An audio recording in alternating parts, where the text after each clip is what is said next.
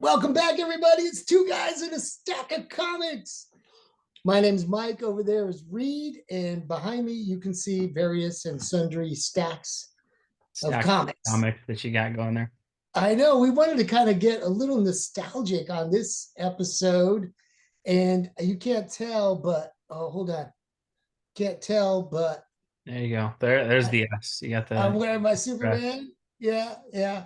We wanted to talk about Smallville tonight because I don't know, it came up in our conversation recently about how amazing that television show was.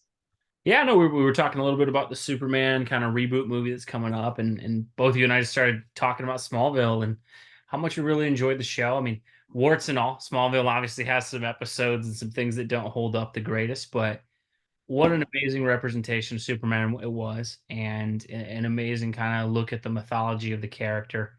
Did it get everything perfect? No, but it did a lot of things really, really well. So, Mike, just for you as a fan, I know you've seen more of these comic book shows than I have. As far as you've been a bit here longer. What do you think of Smallville? What stood out to you mostly about the show? You know, it was really surprising, and I didn't watch it when it first came out, but about 10 years ago, one of the founding members of the old comic book club that we belonged to, Hmm. the original comic book club, John, loaned me his box set of all, was it like 10 seasons? 10 seasons, yeah. It was like 10 years. And I was like, okay, I'll check it out. And I was kind of thinking, what's it going to be? Because I remember the old Lois and Clark and that came on The in the Dean Cain, 90s. Terry Hatcher one, yeah. Yeah. And I was like, man, it's probably going to be cheeseball. I'm not going to like it. But I was drawn into every episode and I couldn't watch enough of it. And I loved it. I loved the way that and you could tell they were feeling their way through, how are we going to do superheroes and put them on TV to where we're not going to turn audiences off and we want to make it interesting and we want to catch the hip young audience. And so there was a thing going around during the production. They were like, okay, we're gonna tackle this content, but no flights, no tights. Yeah, Remember I that? That was remember part that of, being the kind of the through line of yeah, it. no flights, no tights. So like he didn't know how to fly and he was learning how to do his superpowers. And what an amazing show it was. And of course, it set the stage, for what was to Arrowverse, yeah. come, it was very portent, right, of what was going to come, and it was proving grounds for, you know this content could stand up on the modern small screen on television. And so yeah, but I love the writing, the acting was wonderful. The special effects at times were, you know Dodgy, the yeah, CW budget, yeah. yeah, yeah. But the writing and the acting was great, and for me, I mean, that's what holds me is the story. Yeah, I think the thing with Smallville, and I was actually eighth or ninth grade when it started. So I was like almost roughly the same age as Clark was supposed to be on the show the entirety of the time that it was on. I do remember like seeing the episode where he like graduates high school and it was like literally 3 days like after or before I graduated high school. And I was like, that's kind of crazy that this show is kind of carried all the way throughout. But so I watched it weekly. I was back at that time. I was so invested in the show. I mean, every week I couldn't wait for the next episode. And it had some seasons at the end that lost me a little bit. I still watched every week, but like anything that runs for 10 seasons, there's going to be moments that you look and there's some episodes here and there that are a bit dodgy or you're like, that's a little dumb plot wise. But what I've always liked about Smallville, I think the things that it did the best.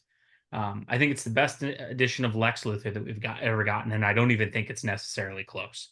I Oh think no, by far that Lex Luthor and the dynamic between Lex and Clark. Clark were just, I mean, it was amazing. Well, and I think the reason that Lex stands out to me so much on Smallville is one of the frustrations I've had with Superman in movies, and while I love the Chris Reeves films, and I really liked Henry Cavill's first film, The Man of Steel, Superman as a character, Lex Luthor should be his Joker. there should be something where you look at Lex Luthor and he is a menacing foe for Superman in the way that the Joker is for Batman. And it just has never felt like that. The Gene Hackman version in the Christopher Reeves movie is largely kind of a con man. You know, it's not, you don't really get a personal animus between the two. The Kevin Spacey version in Superman Returns wasn't the greatest. The Jesse Eisenberg one from Batman versus Superman, I'm just not even going to talk about because it's not our time. But Lex Right. on Smallville, they built him up to where, and I remember watching the show. What I loved about Lex is I always thought the best version of Lex is like an evil Bruce Wayne. Like, what if Batman had no conscience? Maybe not as good at fighting, but essentially an evil Bruce Wayne. And what the show did so well is you knew Lex was going to be bad, but they wrote the character so well that you hated seeing it. Like, you're like, no, like maybe he won't go bad. And that was Yeah. the craziest part of that show is how much investment you had in Lex Yeah. in terms of you knew where it was going, you knew he was going to be evil, but you just always hoped like maybe something will work out. And it And did so well with that. they never, it would have never, they would have never gotten away with it if it weren't for the talent of those two actors. Oh yeah, no, Michael Bef- Rosenbaum and what he did. And great Michael Rosenbaum, the voice of the DCAU Flash. He yeah. did Wally West and all the Justice League cartoons. Um, Yeah. but just in great performance. He was so good at capturing like that humanity behind the monster part. And I thought he did a really good job. Tom Welling, I think where I'll always give Tom Welling such a huge credit as Superman. While I would think the Christopher Reeves version's superior, what I have to give Tom Welling credit for is I've always liked Superman. But I kind of liked him in the backdrop of he was my brother's favorite character, and so I read a lot of comics because those were his comics. Yeah. Never really understood the fascination with Superman because I was always just like, he's just got every power.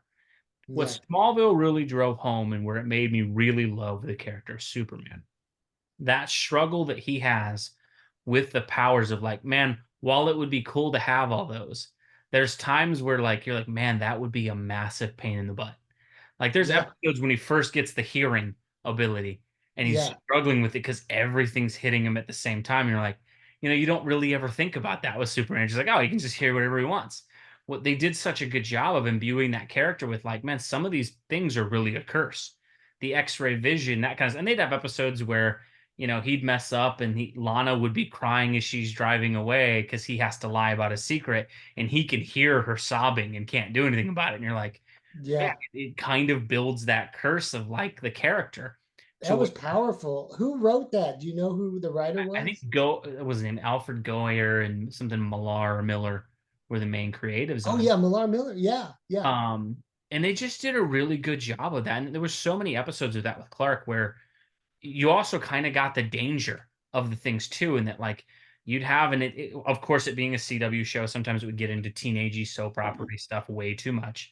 But they did have some interesting things of like Clark as a teenager is worried, like if the relationship with the girl I'm with gets physical, I could literally kill them. And you're Yeah. like, you don't, and again, I don't know that I need that element into a comic book, but at the same time, it's They like, went well, there. They went that there. that would be a difficult portion of being Superman. And so I've always liked that part of it. I think the other things that they did really well.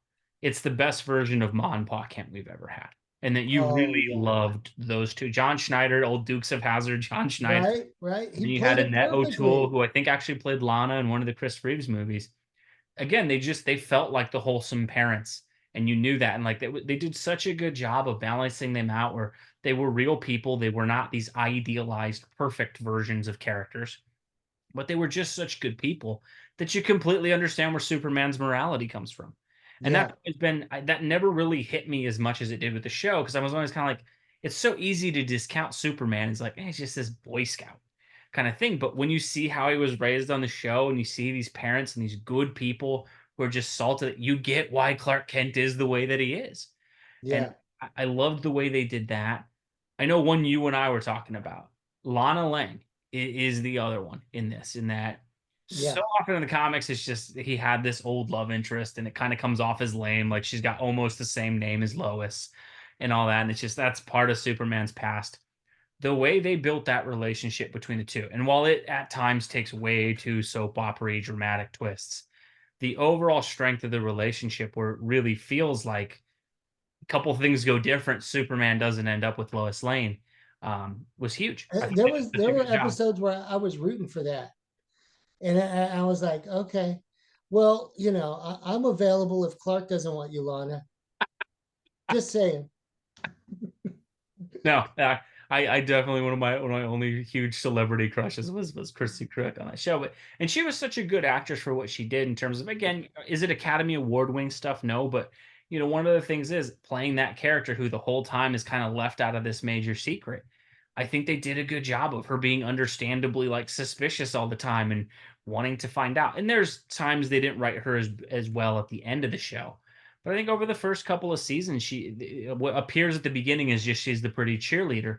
They kind of deconstruct the character a bit, and you realize there's a lot of layers to that that are really cool. And I thought that relationship was good. I would never have thought you'd be watching a show and you're like, does he have to end up with Lois? But Right, they do. But it's Superman. You know where that's going. And again, it was very similar to Lex, where Lex is the bad guy. You know that's coming.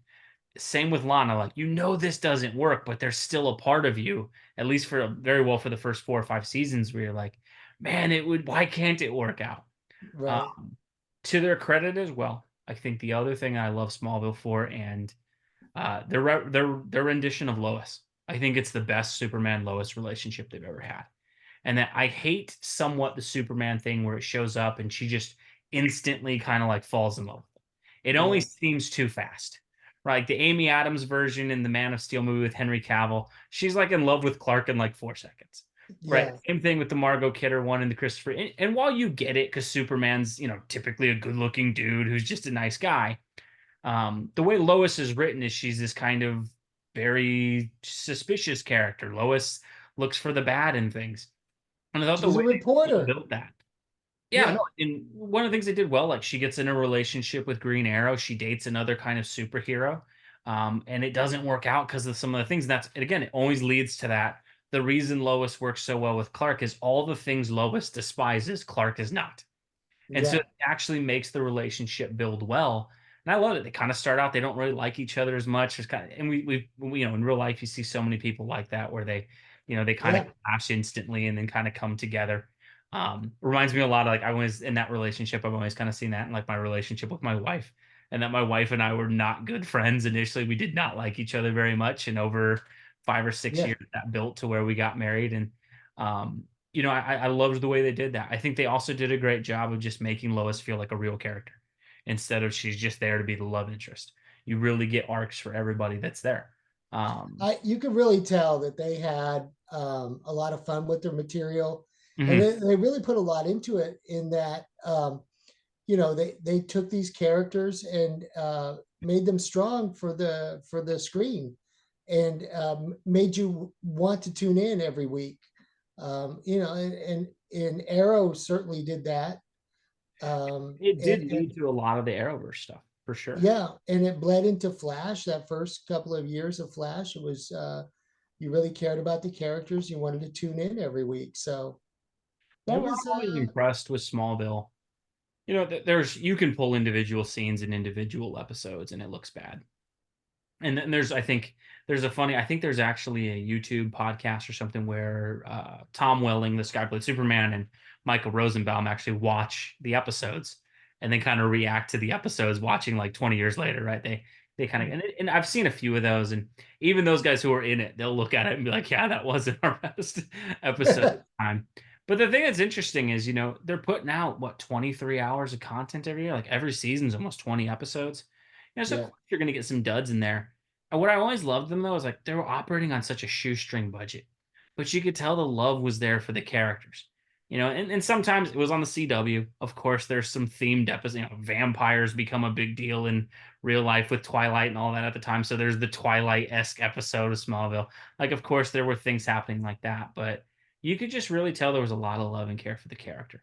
And one of the things I hope to see from Superman as we get into this reboot with James Gunn, one of the things they've never really done with Superman real well is Spider-Man and other characters who have been as culturally relevant as Superman. The interesting thing is Spider-Man kind of has its own world where you know who Flash Thompson is, and yeah, Mary Jane, and J. Jonah Jameson, and Robbie Robertson, and Aunt May, and all that. Batman's kind of had the same thing with like Catwoman and Dick Grayson and Lucius Fox. Superman, largely for his movies, they've kind of ignored his world. Like he's been in a lot of movies, but you don't really get a lot of movies where Superman interacts with Jimmy a lot. You don't get a lot where he has his parents as a major part of his life, or the relationship with Lois kind of just happens in like 30 minutes. And so I think one of the great things Smallville did was that is it really made you care about all of the surrounding pieces to Superman. And I hope with this reboot that they're doing, I think there's a lot of good things in Smallville that honestly would work really well. Because surprisingly, for how many movies he's had, it's amazing how little of Superman's actual mythology has been touched by the movies, despite him having what 6 or 7 movies at this point. Yeah, I think, it's hard to do in a 2.5 hour movie. Hmm. The kind of character building and world building that Smallville was able to do, in 10 years of, character building. But a good writer could, pull some of that off. And, you know, I don't know how they're going to tackle it. Sometimes they feel like they have to retell the origin story Hmm. again. And, and then that takes up 30, 45 minutes of the movie. And, Yeah. it just depends on what they want to do with it because, if they're going to turn it into, let's say a 3 movie arc or something of that nature, then they might be able to go there and spend some screen time on building characters that we really care about. Hmm. But, with the way the comic book movie market is headed, I think like each project is kind of like a new experiment. And I don't know. It remains to be seen what's going to happen with comic book movies in the future. It Yeah. really does. I think even if the comic book movie fails, I think Smallville's proof of concept that these characters can work on TV. I think that's an interesting thing. And where I really love Smallville, it did lead to the Arrowverse. I think the reason the Arrowverse fell apart is it didn't learn some of the things Smallville did well. I think the thing Smallville always kept an eye on was you're invested in Clark. I think Yeah. that was the best thing that show did is through all 10 seasons, yeah, there was times Chloe got the spotlight for an episode, and I don't really like the Chloe character very much, but Lois would get the spotlight there, but Clark was always the main character. It Yeah. always kept that in focus. And I think the reason the Arrowverse kind of failed, and not failed all the way, but I think the reason it ended prematurely and some of the series got canceled, they lost that focus. You'd watch entire arcs on the Flash, and it's like, Barry here? Like, Yeah. Yeah, I know. like it's a 40-minute episode of a show called The Flash, and like Barry's like a guest star. And Yeah. Arrow would do the same thing where you're like, guys, the reason we're watching the show is Oliver Queen or Yeah. Barry Allen. Yeah. And as much as you may want us to like it, I'm not here for the Felicity's, journalistic chronicles or whatever.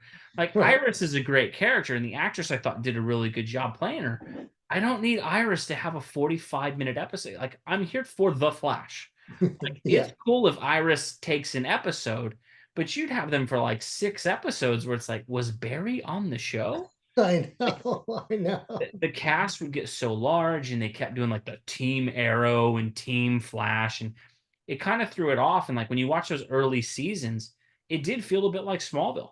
And that like Yeah. you always knew a Smallville, yeah, he might get help from Pete in the first seasons and then Chloe later, but it was always Clark. It was always Clark. He was always the character you were following. He was always the arc you were invested in. And I'll always love Smallville for that. And I think it's proof of concept that superheroes can work even on a shoestring budget and on TV. And so I think even if the cinematic universes fall apart, I'm hoping they don't, but it certainly is not trending in a good direction. Right. Smallville's proof that no, there's still room for these characters. They can fit on TV. And in some ways, they actually fit better. And that, like you said, you can't dive into all the things this show did in a 2.5 hour movie. In a 2.5 hour movie, Ma and Pa can't make it out of the first half hour. Like That's it. they, Yeah. right? You can't spend that amount of time because just the real estate of a modern big budget superhero movie. Like, no, at some point he's got to get the cape, the fight. He's got to get a costume. We got to establish the villain. They got to fight. There's got to be action. Yeah. You're paying for a ticket, whereas TV gives you that leeway to kind of explore that, and the great shows do that well. But Well, Smallville will always have a special place in this DC fan's heart. absolutely. No, it was I, so I cool to loved see it. DC Comics every Yeah. week at a time where there was not a lot of movies going on. Smallville was definitely a beacon during all of that stuff for us DC fans. But let us know what you guys think below. What were your overall thoughts of Smallville as a show? Do you have the nostalgia that me and Mike do for it? And do you think there's some lessons that the new Superman movie could learn from Smallville? Certainly some great characters were on that show. Maybe those can be brought over. As always, we appreciate you watching, and we will catch you in our next video. Thanks, everybody.